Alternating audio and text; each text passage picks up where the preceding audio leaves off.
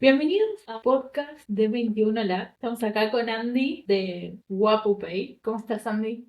Ansioso por la entrevista. Con Andy estuvimos hablando un poco sobre cómo empezar con este podcast que es nuevo y bueno, accedió muy amablemente a ser de los primeros invitados. Así que queríamos conocer un poco cómo llegaste a Bitcoin. Sé que sos developer, pero ¿cómo llegaste a ser developer en Bitcoin? Es muy largo para llegar a ese punto, porque en realidad eso es reciente. Hará un año y monedas que arranqué a hacer cosas en Bitcoin realmente, a programar.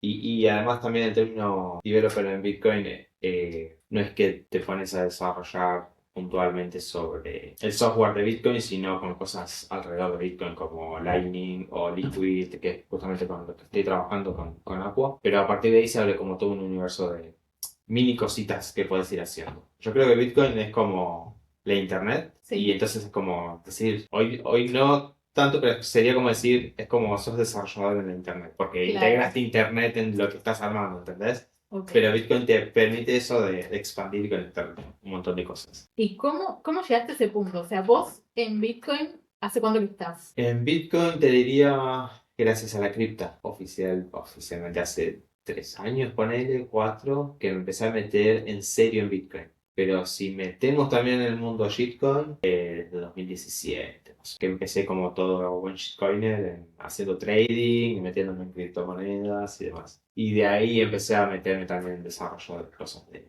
Web3, etcétera. Y pasé un poco por ese mundillo de las startups de Web3. No emití ninguna criptomoneda ni ninguna blockchain, etcétera. Pero sí estuve en ese universo de emprendedores. Hay mucha gente con buenas ideas o con ganas de emprender, pero también pasaba esto que yo pensé que al principio que es una falta de ideas para implementar en Web3 y demás, pero no es una cuestión de falta de ideas también, es como se quiere reinventar la rueda o casos de uso que no son Claro. necesarios cuando lo que necesitas ya está en Bitcoin. ¿Entendés? Ya es la moneda descentralizada. Todas las demás formas que se están como que surgen de descentralización termina siendo como tratar de reinventar la rueda y para casos de uso que no justifican tener una blockchain o tener una criptomoneda ahí. ¿Y cuándo hiciste el clic que te diste cuenta de que estaban tratando de hacer algo como que ya se podía hacer en Bitcoin? ¿Gracias a la cripta fue o...? Fue más que nada gracias a la cripta y fue un clic más filosófico, por decirlo de alguna forma, técnico también, porque cuando empezás a profundizar en cómo está armado Bitcoin, y al principio me caía mal de los Bitcoiners maxi que decían todo lo demás es una mierda. Sí, ¿Por qué? Puede haber otras opciones, ¿por qué no?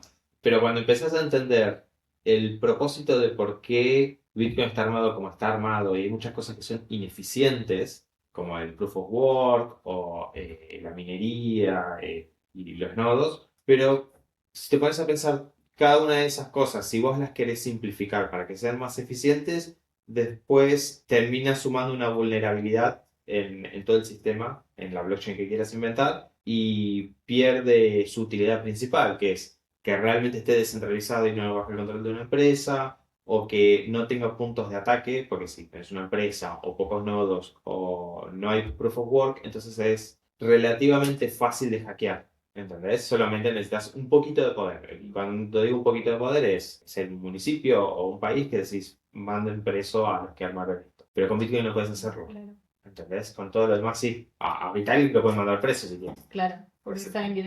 quién es. Claro, Bueno, sé que a vos también te interesa mucho el tema de la seguridad, la privacidad. ¿Vos venías más o menos de esa rama inicialmente o no? Fue como todo eh, un conjunto. es un conjunto, es algo que en realidad desde chico me interesó el hacking, por curiosidad, diversión, como todo buen programador hacker. De hecho, cuando arranqué la facultad para estudiar programación, me sorprendía tener compañeros que no hayan programado antes, lo cual era medio inocente de mi parte, pero era gente que solo quería un trabajo.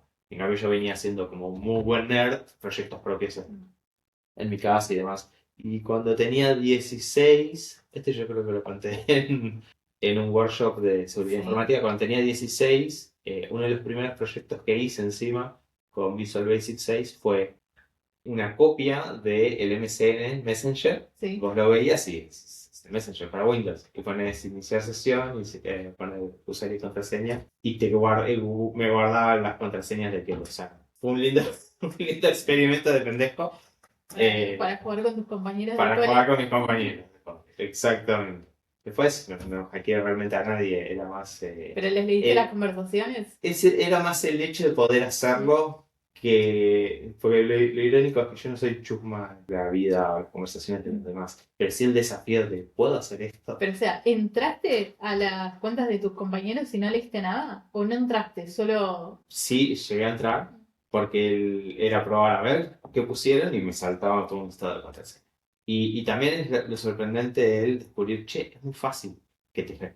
De hecho, me terminaron hackeando hace un tiempo. Y de hecho llega a una nueva conclusión de que es, no podés, en vez de pensar en evitar todo el tiempo ser hackeado, está bien, uno puede tomar muchas medidas para que eso no pase y no descargarte software que pueda ser peligroso, pensá en qué pasa si te hackean. Entonces, si sabes que te van a hackear, y es muy al estilo Bitcoin, si sabes que te pueden entrar en la compu, no tengas cosas que tengas miedo de perder en la compu. Por eso tenés la hardware wallet y las claves privadas cuando es una hardware wallet. Entonces, desde la mentalidad de Bitcoin, eso ya se asume, como que en algún momento te va a caer un virus o algo en la compu y puedes perder todo. Entonces, la hardware wallet te sirve para eso, tener todo separado. Bueno, entonces con todo este recorrido, ¿cómo llegás a pensar en WapoPay? WapoPay fue viajando, estaba como nómada digital por Brasil y allá en lugar del Mercado Pago usan mucho Pix Sí. y está muy bien instalado y todos decían pagar con Pix e incluso se está dejando usar el efectivo porque algo que hicieron muy bien es como no te cobran comisiones, como dieron mucha libertad Sí. para eso. Entonces hasta los comerciantes de la calle, en vez de decirte pagame en efectivo, te aceptan Pix, ¿no? A la playa. Pero como extranjero no puedes tener una cuenta. O en ese momento no se podía. Y yo dije, ¿por qué no se pueden hacer transferencias internacionales? Y también ver, porque tuve la experiencia de recibir dinero de Estados Unidos es un quilombo, te cobran un montón de comisiones, demora días. Yo creo que varios emprendedores pasaron por algo parecido. Y empecé a pensar si hay una forma de, desde el punto de vista de un nómada digital, de me estoy quedando en el país, pero no es que voy a sacar la residencia. Entonces, hay una forma en la que yo puedo hacer transferencias locales a los locales sin tener que explicarles sobre Bitcoin o sobre criptomonedas o USDT. Y de ahí, por eso, WakuPay es muy distinto a otras plataformas, por más que yo diga, bueno, puedes pasar Bitcoin o USDT a pesos, y me vas a decir, bueno, pero Binance y un montón de exchanges es lo mismo. No, porque primero esto lo haces por P2P y segundo funciona sin KYC. No necesitas ni un documento local ni una cuenta bancaria local. Si vos querés usar Binance para hacer con P2P, el arbitrador, el que te manda los pesos, solamente te va a mandar a tu propia cuenta. Se va a fijar que está tu nombre Sí. para evitar estafas. Entonces no tenés una forma de pasar Bitcoin a pesos siendo un extranjero, porque no puedes tener cuenta bancaria. Y ahí pensé en como todo un flujo pensado desde el punto de vista para ese usuario de estar viviendo en Argentina, cómo le transfiero después de una cena a mis amigos lo que le debo. ¿Cómo pago el alquiler, la renta? ¿Cómo pago los servicios, gimnasio, etcétera? Yo lo uso bastante. De hecho, fue parte de una política de se come lo que se cocina. Dije, Sí. tengo que usarlo todo lo que Sí. pueda para darme cuenta qué cosas arreglar, qué cosas mejorar.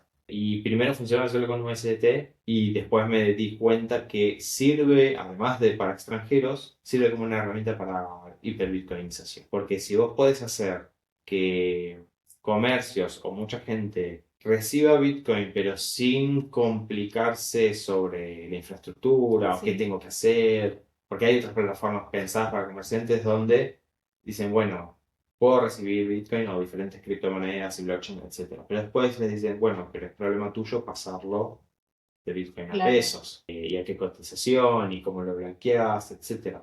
Y lo que hicimos con Wapo es básicamente que puede recibir por Lightning y al final del día el comerciante sin tener que hacer nada se le pasa a pesos automáticamente en su cuenta bancaria. Entonces no tiene que preocuparse ni enseñarle a alguien, puedes dejarlo con un cartoncito con un QR o con una Lightning Address y reciben Bitcoin y después al final del día está todo en pesos. Entonces la idea es que sea lo más handoff, manos libres, donde no tienen que ocuparse. Perfecto. ¿Y hubo algún momento en el desarrollo de Wapo donde dijiste, no voy a poder con esto, lo voy a dejar, me cansé? O...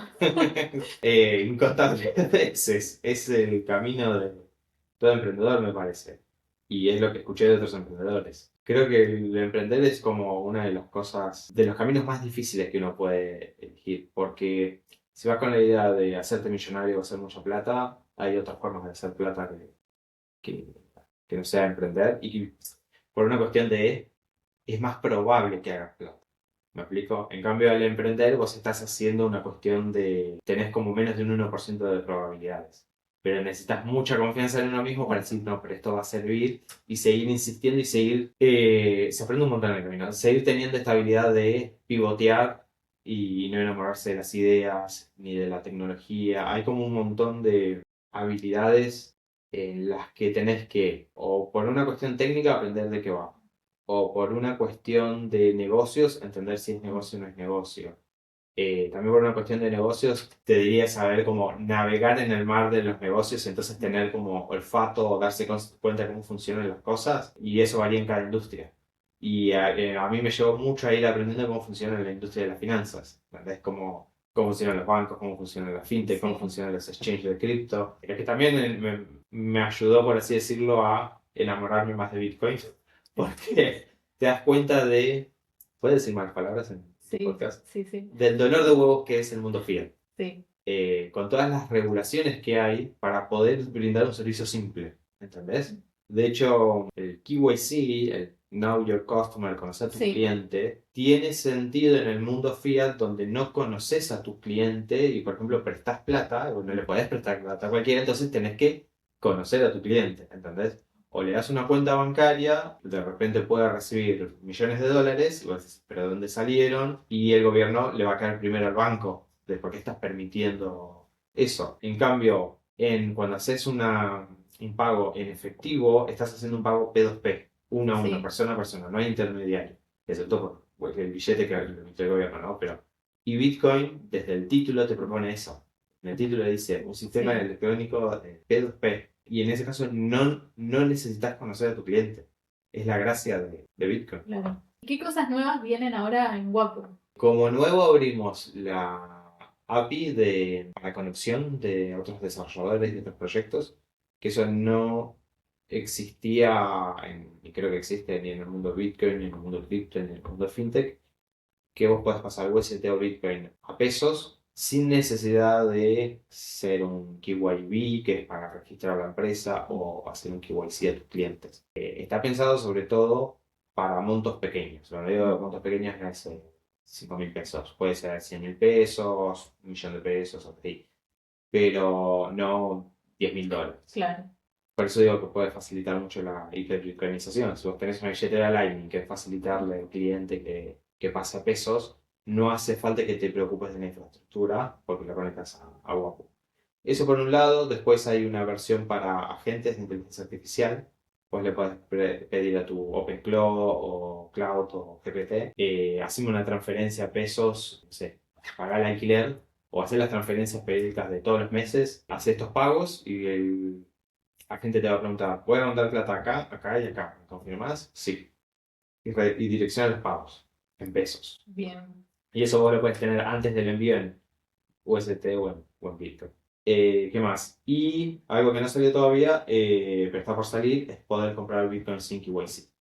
Y la pregunta que muchos se hacen es, ¿cómo es sin KYC? ¿Y por qué otras plataformas lo piden? Y es porque está respaldado por arbitradores P2P, que son, en vez de la empresa, no es que es la empresa WapoPay la que compra y vende, sino que hace un sistema al estilo Uber, sí, donde te consigue alguien más que pueda recibir esos pesos o enviar esos pesos. qué bueno, El Uber es la sí, misma lógica, vos decís, te consigue alguien más que tiene su auto y que está dispuesto a claro, llevarte a tal punto. excelente, esa me gustó. Creo que es la forma más sencilla de entenderlo. Sí. ¿Cómo ves entonces ahora el futuro de Bitcoin con todo lo que se viene relacionado con la IA y demás? Entonces, ¿qué pensás que va a pasar? ¿Pensás como muchas personas que Bitcoin va a ser la forma de pago del futuro? Sí, del futuro y del futuro sí, cercano. También la inteligencia artificial lo va a potenciar, sobre todo si, bueno, esto lo empezamos a implementar también en Aqua, si en los servicios que das que sirven para otros agentes o para otros sistemas, como servidores de inteligencia artificial donde pagas por tokens, diferentes servicios, incluso como el de Wapu, donde en lugar de que haya una persona interactuando y haciéndose una cuenta, registrándose y pagando con la tarjeta de crédito, para los agentes les sirve algo más inmediato que simplemente pagar por Lightning o por Liquid o con Bitcoin. Toda la internet está preparada hasta la fecha de evitar a los bots. Los bots siempre fue algo malo, porque Sí. como te spamean o te consumen recursos de los servicios que das, entonces toda la infraestructura está hecha para que no te hackeen o no te ataquen bots. Y ahora que tenemos bots buenos, que son los agentes, decís, ¿cómo hacemos que la gente pase y consiga el servicio que necesito que consiga? Vos le podés pedir, armar una página web, y va y quiere pagar el servicio para el dominio, pagar el hosting, pagar cosas que vos decís, no quiero ocuparme de eso. Y lo que podés hacer es darle unos sats, unos bitcoins a la gente y que la gente se ocupe de pagar esos servicios. Y ahí es donde puedes sobrepasar la barrera de anti-bot. Porque hasta ahora el Internet bloquea cualquier bot que quiere el recurso, pero si paga unos satoshis, dice, bueno, está bien, te dejo pasar y ahí se disponen los servicios. Entonces te dice, el dominio sale tanto, la gente paga. El servidor sale tanto, la gente paga. Entonces simplemente vos terminas hablándole a la gente y la gente se ocupa de hacer todo lo que necesita y cuando tiene que gastar algunos satoshis lo puede hacer. Excelente. Bueno, entonces para eso serviría entonces también Wapu, porque vos le fondearías la billetera de tu agente y pagaría cosas. Sí, hoy, como te conté, la forma en la que lo estoy usando es más para pagarle a personas, no servicios en internet, como el alquiler o servicios más comunes, pero dentro de internet vos podés decir, comprame unas zapatillas en un sitio web que recibe pagos con satoshis, y la gente va, paga con satoshis y después ese sitio web o el comercio puede querer pasar esos satoshis a pesos. ¿Entendés? Y todo eso puede ser automático y no hace falta ni que el comerciante se ocupe de pasar los satoshis y entender cómo funciona eso, ni tampoco que vos te ocupes de ir y poner tu tarjeta de crédito para pagar en pesos. Deja como que suceda. Para mí va a acelerar mucho la hiperbitcoinización eso, el facilitar, uno, las conversiones y dos, el uso de sats de forma nativa en toda Internet. Porque sirve como moneda mundial. No sé si escuchaste en el estrecho de Hormuz ahora, Sí, que como están en conflicto y hay varios países involucrados, en vez de ponerse a discutir qué moneda usar sí, y más el riesgo de ponerlo en cuentas bancarias que puede ser bloqueado por un lado o por el otro, dicen, ya fue, paguen en Bitcoin. sí. Y eso no lo pueden bloquear. No importa de qué lado del país o del comercio Sí. estés. Ese es un muy buen ejemplo del caso de uso. Bueno, y para terminar, ¿qué clics hiciste que te llevaron a decir, bueno, el camino tiene que ser por Bitcoin? Hay muchas respuestas a eso, pero uno de los clics justamente que hice en un momento es darme cuenta de todos los pasos que hay en el medio, en el mundo fiat, cuando te manejas en pesos o en dólares, que hace que uno termine trabajando infinitamente, fue como correr en la rueda del hámster, Sí, y al final nunca salís adelante. Y eso se ve mucho en Latinoamérica y en Argentina, que si laburás, pero hay gente que no le alcanza ni para llegar al fin de mes para el alquiler y para la comida. Y ahí te lleva a pensar los pesos y los dólares es esclavitud con pasos extra. Y perdón si me pongo muy al ejemplo de la esclavitud, pero en la esclavitud la gracia es vos tenés comida y hospedaje gratis, pero sí, estás obligado a trabajar forever. Al menos ahí te cubría la comida y el hospedaje. Ahora vos decís, no, prefiero ser libre, trabajo por tener yo mi propio dinero y con eso me pago el hospedaje y la comida. Pero terminas autoesclavizándote, trabajando un montón o teniendo dos, tres trabajos, sí. etcétera, para poder cubrir cosas esenciales. ¿Y qué pasó con el poder salir adelante, el poder ahorrar, el poder tener una casa y Bueno, familia? viste que está mucho ese comentario de como, también hay memes, viste, de como mi abuelo con mi edad tenía la casa, qué sé yo, y yo ahora tengo, no sé, mi cama. Claro, es eso, es que en el mundo fiat, del manejo del dinero, se esconden muchos pasos extra que hacen que uno se termine autoesclavizando. Y uno de ellos es la inflación, la devaluación de la Sí, moneda. Y incluso nos han vendido que la inflación es buena. Porque lo contrario, hoy con la inflación, el dinero, los billetes que tenés en tu bolsillo valen cada vez menos. Con deflación, valen cada vez más. Entonces vos decís, bueno, ahorro, buenísimo, quiero deflación. Pero nos vendieron de que la deflación es mucho, muy mala porque de repente nadie va a usar su dinero y se va a detener toda la economía y el país va a ir para atrás. Entonces es como que nos hacen querer la inflación como algo positivo o que hay un porcentaje que está bien aceptar la inflación. Pero creo que lo peor de todo es que no tenés control o derecho sobre ese proceso. Sí, estás como obligado a usar pesos. Y creo que algo que con esto Bitcoin lo cambia todo, y esto se lo robó a Michael Saylor, que se lo robó a Sócrates. Creo que era Sócrates, que decía que nada es realmente tuyo, solamente tus pensamientos. Era algo así la frase. Sí. ¿Te lo pensás? Realmente nada es tuyo, porque te pueden robar todo, o te pueden matar. Entonces ni siquiera tu cuerpo es tuyo, o te pueden esclavizar. Llevado a casos extremos, ¿no? Sí. Te pueden sacar la casa, te pueden expropiar, etc. Lo único que te quedan son tus pensamientos. Y con Bitcoin es gracioso, pero si vos te memorizás tus claves privadas y las tenés en tu cabeza y nadie más lo sabe, entonces ahí hay una segunda cosa que puede ser realmente tuya y que no te pueden quitar. ¿Entendés? Es un ejemplo un poco extremo, pero para mí sirve como para darse cuenta de por qué lo cambia todo. ¿Entendés? Sí. Todo lo demás te lo puede sacar el gobierno Sí. o un ladrón. Es como que con Bitcoin también está esa frase de que por primera vez existe la propiedad privada. Porque todo lo demás es como que el gobierno o el presidente de turno puede decidir sobre tus bienes. O sea, tu Exacto. casa, vos decís, me compré una casa, pero siempre estás pagando para que sea tuya. Más allá de estar, sí, uno es estar pagando los impuestos, Sí. incluso aunque no estuvieras pagando un extra por la casa que ya es tuya y que pagaste todo, ¿dónde dice que es tuya? Y eso está en un libro del registro de la propiedad del municipio del gobierno. Entonces, el gobierno te deja tener o el gobierno dice que es tuya. Entonces, siempre que todo esté bien con tu gobierno, tu casa va a ser tuya. ¿Entendés? Sí. Entonces realmente no es tuya. Bueno, y Bitcoin se dice también que es libertario. ¿Vos sos libertario, Andy? ¿Qué papel ocupa el libertarianismo en tu vida? Yo soy una de esas personas que, cuando dicen, por eso es libertario y no sabes que sos libertario. Sí. Y es verdad. De hecho, de adolescente me comí mucho el discurso de izquierda porque es muy en defensa de los pobres y de los vulnerables, etcétera, y de criticar al rico. Pero yendo más, entendiendo más cómo funciona el sistema financiero y lo que hace el gobierno, me di cuenta de un par de cosas. Uno, la izquierda sigue mucho una filosofía Robin Hood. A mí me gustaba mucho usar ese ejemplo, que es hay que robar la rica y darle al pobre. Y suena como noble, suena al héroe de Robin Hood, pero no es algo que le enseñarías a tus hijos. Tipo, ¿le repetirías a tus hijos hay que robarle a los ricos y darle a los pobres? Y hay gente que sí. Es que primero le estás enseñando que robar todo bueno, está bien. Segundo, le estás enseñando que ser rico es malo.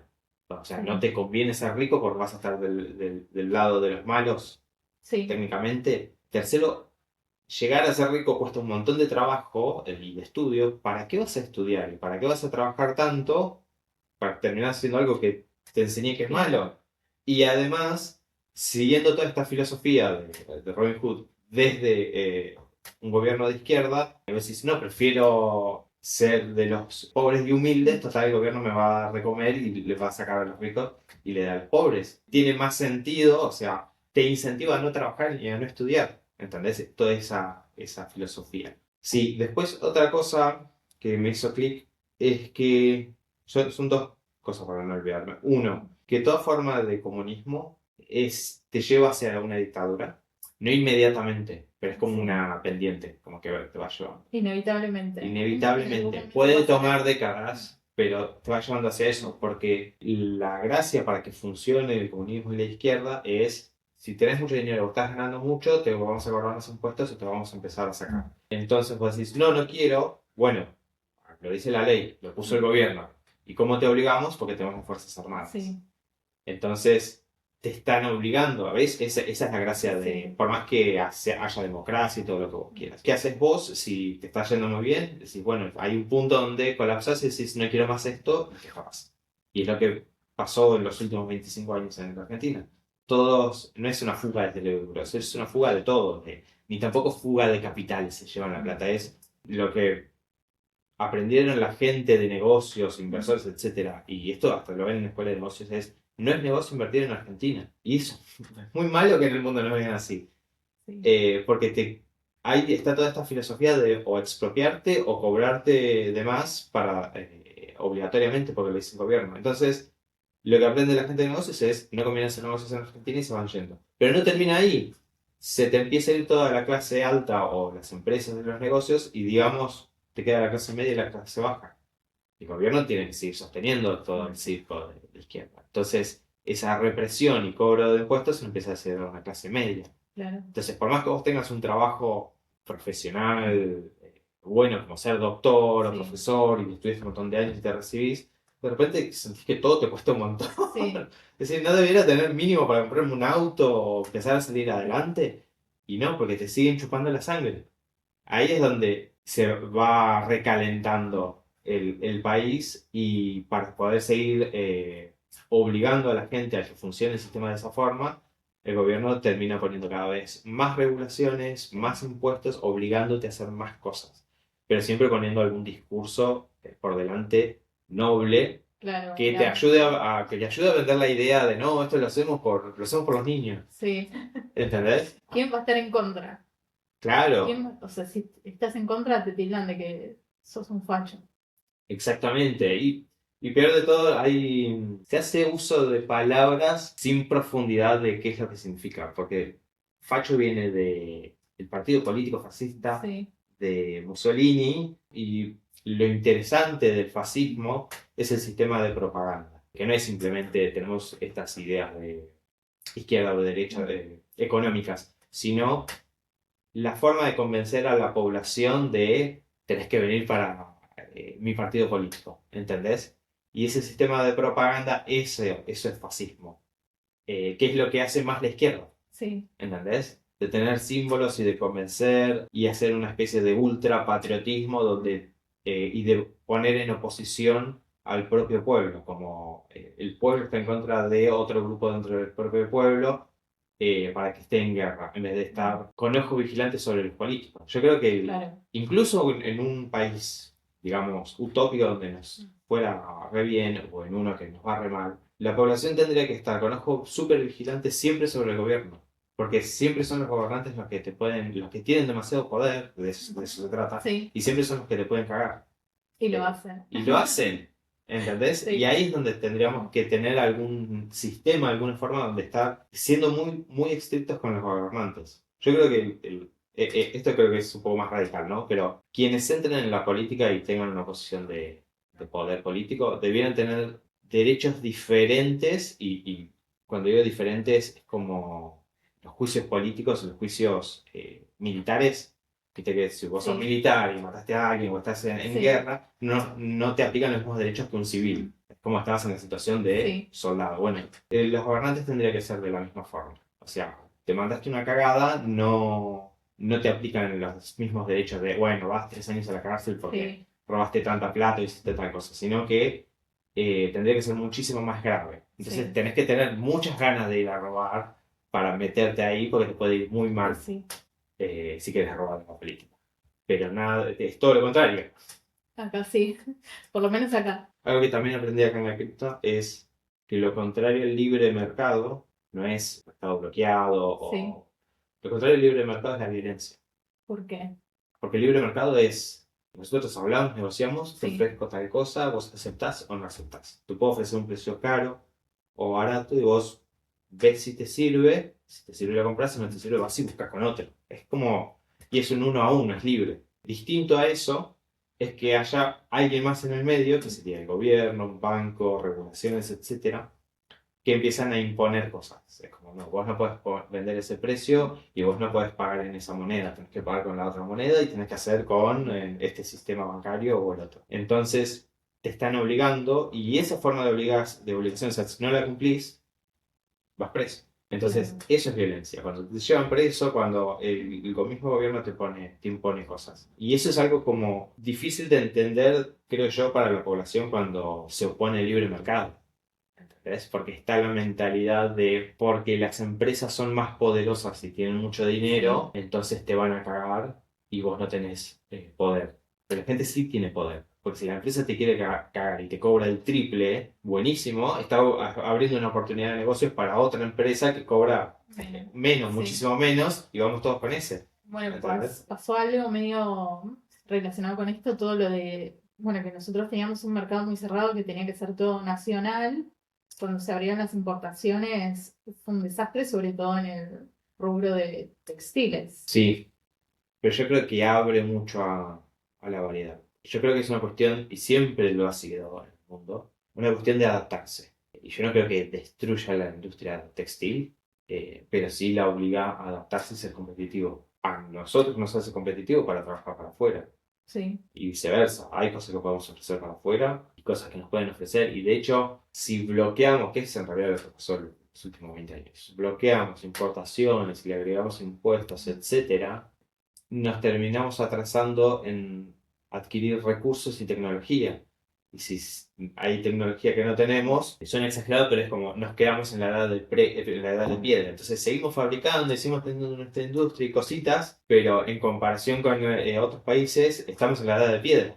sí. ¿Entendés? Porque si queremos importar algo de la maquinaria, no, sale, tenemos que pagar el 50% en impuestos. No tiene gracia. Bueno, Andy, muchas gracias por venir. Bueno, estamos acá en la cripta, así que también agradecemos a la cripta por el espacio. Y tenemos la bandera de la cripta acá. Y bueno, también agradecer a Firefish que estaba auspiciando este podcast. Así que, bueno, Bueno, gracias por invitarme y fue un placer, un lujo. gracias, Andy.